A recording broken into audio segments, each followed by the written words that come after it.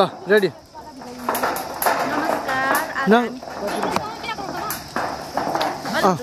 होइन ठिक छ यति ल ल ल ल ल छिटो नमस्कार यो सल्यान जिल्लाको कुपिन्डे दहमा आज हामी घुम्नको लागि यहाँ उपस्थित भएका छौँ र एकदमै रमाइलो भइरहेको छ। यहाँ सम्पूर्ण भक्तजनहरू पनि आउनुभएको छ टाढा टाढादेखि। एकदमै भक्तजनहरूको यो दसैँको अवसरमा पनि घुम्ने अवसर पाइराख्नु भएको छ। सबैले टाढा टाढादेखि यहाँ आएर रमाइराख्नु भएको छ र म पनि एकदमै रमाइराखेकी छु। एकदमै भोक लागेर यहाँ हाम्रो नास्ता तयार हुँदैछ। नास्ता खाएर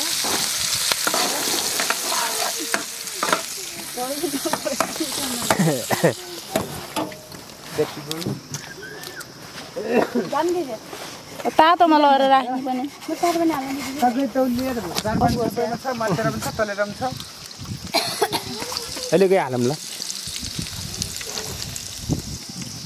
यहाँको पसलको दाजुले एकदमै मिठो नास्ता बनाइदिइराख्नु भएको छ हामीलाई।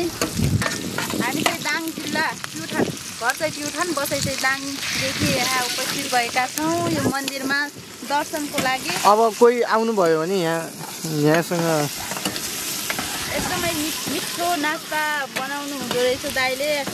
सम्पूर्ण भक्तजनहरू आउनुभयो भने नास्ता खाने व्यवस्था यहाँ दाइ सामु आइदिनु होला। उहाँ आमा हेर्नु भएको छ। अलि उता जाऊँ न, उता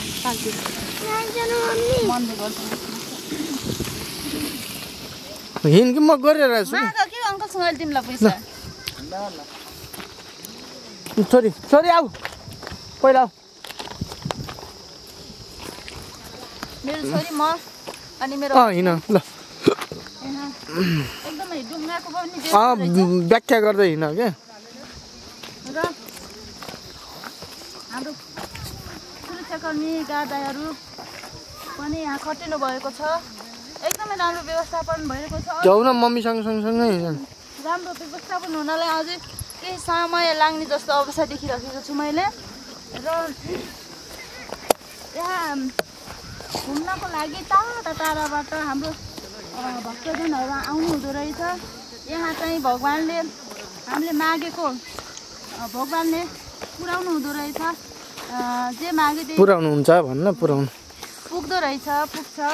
र यहाँ कुपिन्डे दह मन्दिरमा सम्पूर्ण भक्तजनहरू यदि हजुरलाई केही अपुग छ भने यहाँ मन्दिरमा आएर तपाईँहरूले आफूलाई नपुगेको केही वरदान माग्न सक्नुहुनेछ। यस मन्दिरमा आएर यो कुपिन्डे दह सल्यान जिल्ला के भन्छ जामिरे हो के हो जामिरेमा कुपिन्डे दहमा आएर वरदान मागेर हामीले भगवान्सँग प्रार्थना गरेर एकदमै पुर्याउनु हुने रहेछ भगवान्ले। त्यही कारण हामीले आज यहाँ मन्दिरमा पूजा गर्नलाई र मन्दिरमा भगवान्लाई दर्शन गर्नलाई यहाँसम्म आइपुगेका छौँ। र हेर्न सक्नुहुन्छ यहाँ एकदमै तालहरूमा ढुङ्गाहरू वारिपारि पार राख्नुभएको छ दाजुहरूले ढुङ्गामा भक्तजनहरूलाई बसालेर।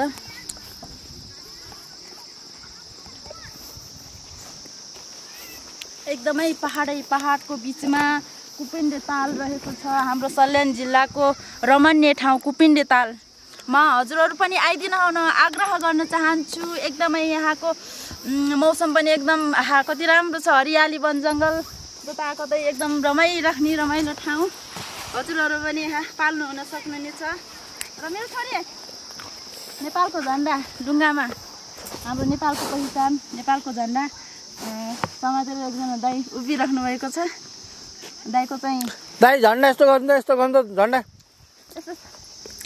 हल्लाउनु त नेपालको झन्डा पनि फरफराइरहेको छ एकदम गर्वका साथ। ल अझै यस्तो गरौँ न यस्तो दिइराख्नु भएको झन्डा पनि यहाँ कुपिन्डे तालको ल धन्यवाद पहिचान भइरहेको छ। म पनि त्यहाँ ढुङ्गासम्म पुग्न चाहन्छु। मेरो भिडियो नजागे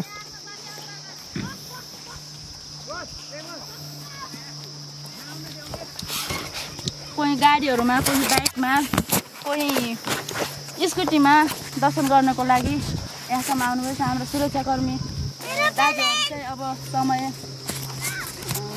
नेटो काट्न लागिसक्यो भनेर होला सायद अब घरतिर फर्किँदै हुनुहुन्छ। हामी पनि अब एकैछिन पछि घरतिर जाने छौँ। यहाँ रमाएर यस ठाउँमा ल मोटर हाल्यो कि नै? म त देख्छु नि त झन्डा त्यो झन्डा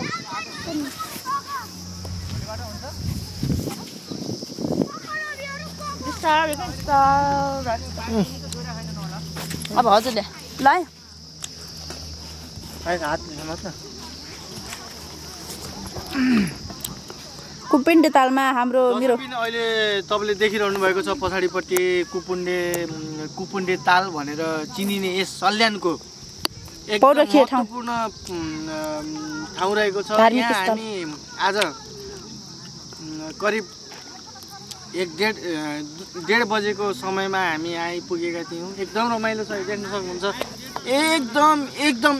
एकदम रमाइलो छ। तपाईँ देख्न सक्नुहुन्छ यो निलो निलो निलो उता उता पहाडी देख्न सक्नुहुन्छ। डुङ्गाहरू चलिरहेका छन् भनेपछि होइन रमणीय ठाउँ छ होइन। अलिकति बाटो चाहिँ अप्ठ्यारो छ, बाटोलाई सुधार गर्नुपर्ने अवस्था रहेको रहेछ होइन। बाटो एकदम जीर्ण अवस्थामा छ होइन। के भन्छ अरे यो कुपिन्डे ताल आउने बाटो कुपिन्डे ताल आउने बाटो चाहिँ अलिकति आधी बाटो चाहिँ राम्रो छ। त्यस पश्चात बाटो चाहिँ अलिकति बिग्रेको छ, नराम्रै नै छ, सकिन्न। उस्तै मान्छेले बाइकमा आउन राइड गर्न सक्दैन होइन। त्यही भएर यहाँका स्थानीय सरकारवाला सबैजना मिलेर छिटोभन्दा छिटो यो बाटोलाई पिच अर्थात् व्यवस्थित राम्रो तरिकाले राम्रो गराउनु भयो भनेपछि झनै राम्रो हुनेछ, झनै राम्रो हुन्थ्यो। अनि तपाईँको देख्न सक्नुहुन्छ यहाँ वरपर पनि एउटा व्यवस्थित अलिकति देख्दैन मैले, किनकि यत्रो ताल छ। तालको छेउमा अलिकति स्ट्यान्डर्ड तरिकाको कुनै एउटा रेस्टुरेन्ट तरिका पनि गर्न मिल्छ होइन।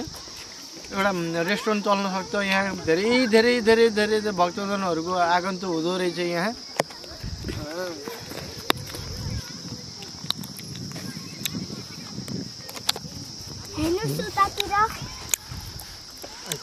निलो निलो पानी तैरिरहेको छ।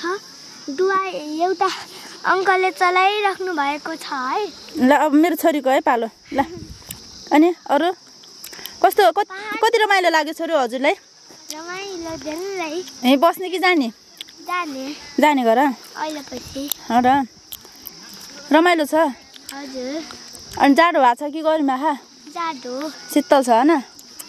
एकदमै डाँडा पाखाहरू छ वरिपरि होइन? रमाइलो छ होइन? डुङ्गा चलाइराख्नु भएको छ, डुङ्गा चढिराख्नु भएको छ। नेपालको झन्डा। नानी बाबा फोटो खिच्दिन आइस न। अब चाहिँ हामी घर जाने क्रममा छौँ।